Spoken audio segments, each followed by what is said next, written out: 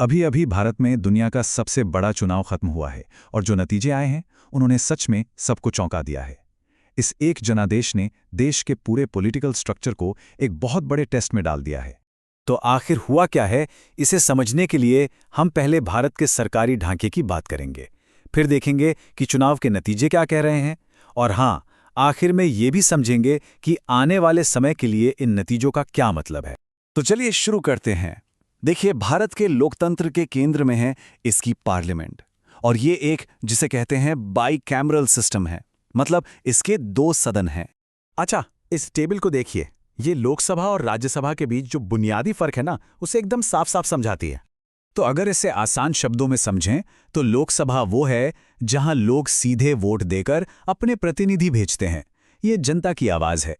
और राज्यसभा वो राज्यों की नुमाइंदगी करती है, एक तरह से चीजों को दोबारा परखने का, एक सेकंड थॉट देने का काम करती है। हाँ, और यहाँ एक बहुत जरूरी बात है, जब भी मामला पैसे का होता है, मतलब बजट, टैक्स, सरकारी खर्च, तो इन सब पर आखिरी फैसला सिर्फ और सिर्फ लोकसभा का ही होता है। राज्यसभा सिर्फ सलाह दे सकती है, मानना या ना मानना लोकसभा पर है। तो अब सवाल ये है कि ये पूरा सिस्टम चलता कैसे है। देखिए, इस पूरी व्यवस्था के सेंटर में एक ही पद है जिसके पास असली पावर होती है, और वो है प्रधानमंत्री। मतलब प्रधानमंत्री ही देश के डिफैक्टो यानी असल में कार्यकारी प्रमुख हैं, पर उनकी सारी ताकत एक ही चीज पर टिकी है, लोकसभा में बहुमत। और ये रहा वो नंबर 272। इसे मैजिक नंबर कहते हैं। भारतीय राजनीति का सारा खेल इसी नंबर के इर्द गिर्द घूमता है। ये सत्ता की चाबी है। और 2024 के चुनाव में हर पार्टी, हर गठबंधन बस इसी जादुई आंकड़े तक पहुंचने की लड़ाई लड़ रहा था। तो जब लगभग 1 अरब लोगों ने अपना वोट डाला, तो नतीजा क्या निकला? नतीजा ऐसा आया जिसकी शायद ही किसी ने उम्मीद की होगी, एक बहुत बड़ा सरप्राइज। तो देखिए, नतीजे ये रहे। प्रधानमंत्री मोदी के एनडीए गठबंधन ने 272 का वो मैजिक नंबर तो पार कर लिया और सरकार बना ली, लेकिन दूसरी तरफ जो विपक्षी इंडिया गठबंधन था, उसका प्रदर्शन उम्मीद से कहीं कहीं ज्यादा मजबूत रहा। अब यहां देखिए, ये आंकड़े कहानी को और दिलचस्प बनाते हैं। यहां बात है बड़ी पार्टियों की सीटों में आए जबरदस्त बदलाव की। बीजेपी, जिसने 2019 में 303 सीटें जीती थीं, वो 240 पर आ गई। मतलब 63 सीटों का सीधा नुकसान और अपना अकेले का बहुमत खत्म। और दूसरी तरफ कांग्रेस, जो 52 पर थी, वो लगभग दोगुनी होकर 99 पर पहुंच गई। 47 सीटों का सीधा फायदा। और पता है, यहीं से ये पूरी कहानी एक पहेली बन जाती है। सवाल ये उठता है कि जब पूरे देश के वोट शेयर में इतना छोटा सा बदलाव हुआ, तो फिर सीटों में इतना बड़ा, इतना जबरदस्त उलटफेर कैसे हो गया? जरा इस नंबर पर गौर कीजिए। बीजेपी ने 63 सीटें खो दी, ठीक, पर उनका जो ओवरऑल नेशनल वोट शेयर था वो 1% से भी कम गिरा, सिर्फ -0.88%। और दूसरी तरफ कांग्रेस को देखिए, 47 सीटें ज्यादा मिली, पर उनका वोट शेयर कितना बढ़ा? सिर्फ 1.7%, 2% से भी कम।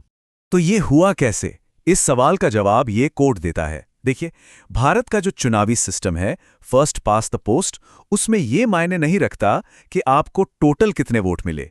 मायने ये रखता है कि आपको वोट कहां मिले। मतलब कुछ राज्यों में जहां मुकाबला एकदम कांटे का था, वहां थोड़े से वोटों का स्विंग भी सीटों के बड़े नुकसान में बदल गया। और ये नक्शा देखिए, ये पूरी कहानी साफ कर देता है। जिन इलाकों को बीजेपी का गढ़ माना जाता था, खासकर उत्तर भारत का हिंदी हार्टलैंड जैसे उत्तर प्रदेश, राजस्थान, वहीं पर उसे सबसे ज्यादा नुकसान हुआ। तो ऐसा लगता है कि इस बार चुनाव किसी एक बड़े राष्ट्रीय मुद्दे पर नहीं, बल्कि लोकल मुद्दों पर लड़ा गया। बेरोजगारी, महंगाई, ये सब वोटर्स के लिए ज्यादा अहम थे। और इसका सबसे बड़ा सबूत, बीजेपी अयोध्या की सीट भी हार गई। हाँ, वही अयोध्या जहां कुछ ही महीने पहले भव्य राम मंदिर का उद्घाटन हुआ था। तो अब आते हैं सबसे आखिरी और सबसे जरूरी सवाल पर। ये जो नया राजनीतिक मंजर सामने आया है, ये जो गठबंधन का दौर लौटा है, इसका असल में मतलब क्या है? देखिए, कहानी पूरी तरह बदल चुकी है। 10 साल में पहली बार बीजेपी के पास अकेले दम पर बहुमत नहीं है। अब सरकार चलाने के लिए उसे अपने सहयोगियों पर निर्भर रहना होगा। दूसरी तरफ विपक्ष पहले से कहीं ज्यादा मजबूत होकर सामने आया है, और इसका सीधा मतलब यह है कि अब संसद में कोई भी कानून पास कराना पहले जैसा आसान नहीं होगा। अब बहस होगी, मोलभाव होगा, समझौते करने पड़ेंगे। तो आगे क्या होगा? देखिए, एक बात तो तय है कि सत्ता का केंद्रीकरण अब मुश्किल होगा। बीजेपी के जो सहयोगी दल हैं वो अल्पसंख्यक वोटों पर निर्भर करते हैं, तो शायद कुछ विवादित नीतियों पर लगाम लगे और मजबूत विपक्ष सरकार को घेरेगा भी। लेकिन जमीनी स्तर पर, खासकर उन राज्यों में जहां हिंदुत्व समूह मजबूत हैं, वहां अल्पसंख्यकों के खिलाफ हिंसा का खतरा बना रह सकता है। और हां, अब सबकी नजरें महाराष्ट्र, हरियाणा और झारखंड के आने वाले विधानसभा चुनावों पर टिकी होंगी। वो एक बड़ा टेस्ट होंगे। तो कुल मिलाकर 2024 के नतीजों ने भारतीय राजनीति की पूरी बिसात ही पलट दी है। एक मजबूत विपक्ष और सहयोगियों पर टिकी एक सरकार। अब सवाल बस एक ही है, क्या भारत का लोकतंत्र यहां से ज्यादा विचार विमर्श और बहस के दौर में दाखिल होगा, या फिर यह सियासी खींचतान और गतिरोध में फंस जाएगा?